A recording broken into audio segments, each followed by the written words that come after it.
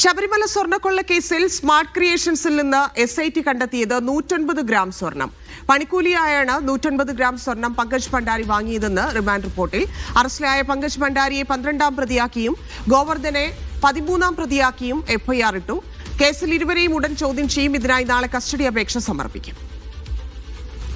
Sijo B John ചേരുന്നു. സിജോ, എന്തൊക്കെയാണ് SITയുടെ പുതിയ കണ്ടെത്തലുകൾ?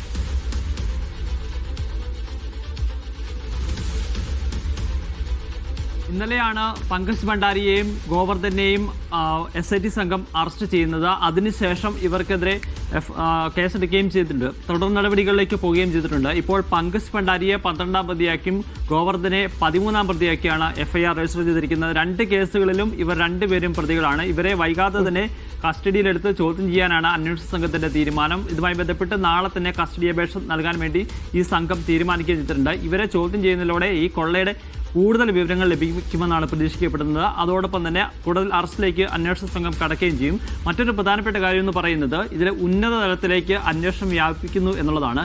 കഴിഞ്ഞ ദിവസമാണ് എന്തുകൊണ്ടാണ് ഈ ശങ്കർദാസിനെയും വിജയകുമാറിനെയും പ്രതിയിറക്കാത്തതെന്നുള്ളൊരു കാര്യം സുപ്രീം കോടതി ചോദിക്കുന്നത്. അതിന് പിന്നാലെ ഇവരുടെ പങ്ക് സംബന്ധിച്ച കൂടുതൽ വിവരങ്ങൾ അന്വേഷണ സംഘം തേടുകയും ചെയ്യുന്നുണ്ട്. ഇവരെ വൈകാതെ തന്നെ ചോദ്യം ചെയ്യലിനായി വിളിക്കും.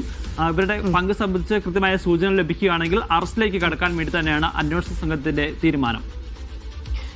ഇതിൽ കഴിഞ്ഞ ദിവസം കോടതി പറഞ്ഞത് നമുക്കറിയാം. അതായത് ഉന്നതരിലേക്ക് കാര്യങ്ങൾ എത്തുന്നില്ല എന്ന് പറഞ്ഞ സാഹചര്യത്തിൽ കൂടിയായിരുന്നു ഈ രണ്ട് അറസ്റ്റ് ഉണ്ടായിരിക്കുന്നത്. അപ്പൊ നേരത്തെ പറഞ്ഞ കാര്യങ്ങളിൽ നിന്ന് പലതിലും വ്യത്യാസമുണ്ട്. അതായത് നേരത്തെ കൊടുത്തിരിക്കുന്ന മൊഴിയിൽ നിന്ന് വ്യത്യാസങ്ങളുണ്ട് പല കാര്യങ്ങളിലും എന്നുള്ളതും അന്വേഷണ സംഘത്തിന് ബോധ്യപ്പെട്ടു എന്ന് മനസ്സിലാക്കുന്നു.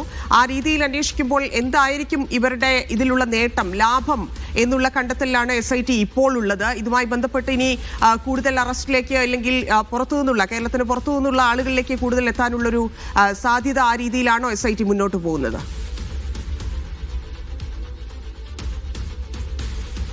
ഇതാദ്യമായിട്ടാണ് കേരളത്തിന് പുറത്തുള്ള ഒരു അറസ്റ്റ് രേഖപ്പെടുത്തുന്നത്. അതിൽ പങ്കജ് ഭണ്ഡാരിയുടെയും ഗോവർദ്ധന്റെയും അറസ്റ്റ് വരുന്നു. നേരത്തെ ഇതുമായി ബന്ധപ്പെട്ട ആദ്യം അറസ്റ്റ് ചെയ്യുന്നത് ഉണ്ണികൃഷ്ണൻ പോറ്റിയാണ്. അതിന് പിന്നാലെയാണ് ഇതിന് സഹായം ചെയ്തു കൊടുത്ത ദേവസ്വം ബോർഡിലെ അന്നത്തെ ഉദ്യോഗസ്ഥരെയും ഇപ്പോൾ സർവീസിലുണ്ടായിരുന്ന ഉദ്യോഗസ്ഥരെയും ഉൾപ്പെടെ അറസ്റ്റ് ചെയ്യുന്നത്. പിന്നീട് അന്നത്തെ ദേവസ്വം ബോർഡ് പ്രസിഡന്റായിരുന്ന പത്മകുമാറിനെ അറസ്റ്റ് ചെയ്യുകയും ചെയ്തിരുന്നു. പക്ഷേ അപ്പോഴും ഇതുമായി ബന്ധപ്പെട്ട് ഈ സ്വർണം കൊണ്ടുപോയ വഴികളിൽ ഉണ്ടായിരുന്ന ആളുകളിലേക്ക് അറസ്റ്റ് കടന്നിരുന്നില്ല. ഇപ്പോഴാണ് അതുമായി ബന്ധപ്പെട്ട അറസ്റ്റിലേക്ക് കടക്കുകയും ചെയ്തിരിക്കുന്നത്. ഇനി ഏറ്റവും പ്രധാനപ്പെട്ട കാര്യം എന്ന് പറയുന്നത് ഈ പങ്കജ് ഭണ്ഡാരിയും അതോടൊപ്പം തന്നെ ഗോവർദ്ധനും നൽകുന്ന മൊഴി കാര്യങ്ങളാണ്. ഈ മൊഴിയിലാണ് ഈ ഇടപാടിനെ സംബന്ധിച്ച കൂടുതൽ വിശദാംശങ്ങൾ ലഭ്യമാകുക. സ്വാഭാവികമായും കേരളത്തിന് പുറത്തു നിന്ന് കൂടുതൽ അറസ്റ്റ് ഉണ്ടാകുമെന്നാണ് പ്രതീക്ഷിക്കപ്പെടുകയും ചെയ്യുന്നത്. നേരത്തെ നമ്മൾ പരാമർശിച്ച ഒരു പേരാണ് കൽപേഷാണ് ഈ സ്വർണം സ്മാർട്ട് ക്രിയേഷൻസിൽ നിന്ന് വാങ്ങി ഈ ഗോവർദ്ധന്റെ അടുത്ത് എത്തിച്ചിട്ടുള്ള ആള്. ഇയാൾക്കും ഇതുമായി ബന്ധപ്പെട്ട് പങ്കുണ്ട് എന്നുള്ളൊരു സൂചനയാണ് ലഭിക്കുന്നത്. ഇയാളെ വിശദമായി ചോദ്യം ചെയ്യാൻ വേണ്ടി തീരുമാനിച്ചിട്ടുണ്ട്. കൂടുതൽ തെളിവ് ലഭിക്കുകയാണെങ്കിൽ കൽപേഷിന്റെ അറസ്റ്റ് ഉൾപ്പെടെയുള്ള കാര്യങ്ങളിലേക്ക് കടക്കാനുള്ള നീക്കത്തിലേക്കും അന്വേഷണ സംഘം കടക്കുകയും ചെയ്യുന്നുണ്ട്. അതിന്റെ ഏറ്റവും പ്രധാനപ്പെട്ട കാര്യം എന്ന് പറയുന്നത് അന്നത്തെ ദേവസ്വം ബോർഡ് അംഗങ്ങളായിരുന്ന ശങ്കർദാസിനെയും വിജയകുമാറിനെയും അറസ്റ്റ് ചെയ്യുമോ എന്നുള്ളതാണ്. കാരണം ഈ ഡിസംബർ 5 ശേഷം ഈ അന്വേഷണത്തിൽ മന്ദഗതിയാണ് ഉണ്ടായിരിക്കുന്നത്. നമുക്കറിയാം ബോർഡിന്റെ കൂട്ടായ ഉത്തരവാദിത്തമാണ് അത്. നേരത്തെ തന്നെ കോടതിയെ ഇപ്പോൾ അറസ്റ്റിലായിരിക്കുന്ന പ്രധാനപ്പെട്ട പ്രതികൾ അറിയിച്ചതുമാണ്. മാത്രവുമല്ല അവിടെ ഭരണസമിതി പ്രതിയാണ്. പിന്നെ എന്തുകൊണ്ട് ഇവരിലേക്ക് എത്തുന്നില്ല എന്നൊരു ചോദ്യം അത് കോടതി വരെ ചോദിക്കുന്ന സാഹചര്യം ഉണ്ടായി. എപ്പോഴായിരിക്കും SIT അതുമായി ബന്ധപ്പെട്ടുള്ള തുടർ നടപടികളിലേക്ക്, ചോദ്യം ചെയ്യലിലേക്ക് കടക്കുക? വൈകാതെ തന്നെ ഇവരുടെ ചോദ്യം ചെയ്യൽ ഉണ്ടാകും. നേരത്തെ 2 തവണ ശങ്കർദാസിനെയും അതോടൊപ്പം തന്നെ വിജയകുമാറിനെയും ചോദ്യം ചെയ്തിരുന്നു. ഇവർക്ക് ഇതിൽ പങ്കില്ല എന്നുള്ള നിലപാടാണ് മൊഴിയായി നൽകിയിരുന്നത്. പക്ഷേ അത് പൂർണ്ണമായ വിശ്വാസത്തിലെടുക്കാൻ വേണ്ടി അന്വേഷണ സംഘം തയ്യാറായിട്ടില്ല. മാത്രമല്ല ഇതുമായി ബന്ധപ്പെട്ട കൂടുതൽ അന്വേഷണം തുടരുകയും ചെയ്യുകയായിരുന്നു. അതിനിടെയാണ് ഹൈക്കോടതി തന്നെ എന്തുകൊണ്ടാണ് ഇവരെ പ്രതിയിറക്കാത്തത് എന്നുള്ള ഒരു ചോദ്യം ചോദിക്കുകയും ചെയ്യുന്നത്.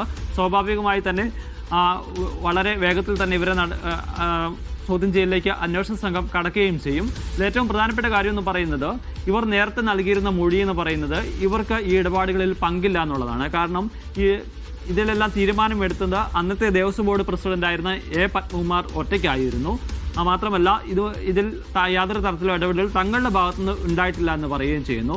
അത് സാധൂകരിക്കുന്ന ചില മൊഴികളും വിവരങ്ങളുമായിരുന്നു നേരത്തെ പുറത്തു വരികയും ചെയ്യുന്നത്. കാരണം ഈ ഉണ്ണികൃഷ്ണൻ പോറ്റിയുടെ കൈവശം ഈ സ്വർണ്ണപ്പാളികൾ കൊടുത്തുവിടുന്നതിന് ദേവസ്വം ബോർഡിലേക്ക് ദേവസ്വം ബോർഡ് എന്ന് വെച്ചാൽ ദേവസ്വം ഉദ്യോഗസ്ഥരിലേക്ക് ഈ അപേക്ഷ എത്തുന്നതിന് മുമ്പ് തന്നെ ഈ ഇവർക്ക് ഇടയിലേക്ക് ആദ്യം ഈ വിവരം കൊണ്ടുവരുന്നതും ഇങ്ങനെ ഒരു അപേക്ഷ പറയുകയും ചെയ്യുന്നത്, ഈ വിവരം പറയുന്നത് അന്നത്തെ ദേവസ്വം ബോർഡ് പ്രസിഡന്റായിരുന്ന എ പത്മകുമാറായിരുന്നു.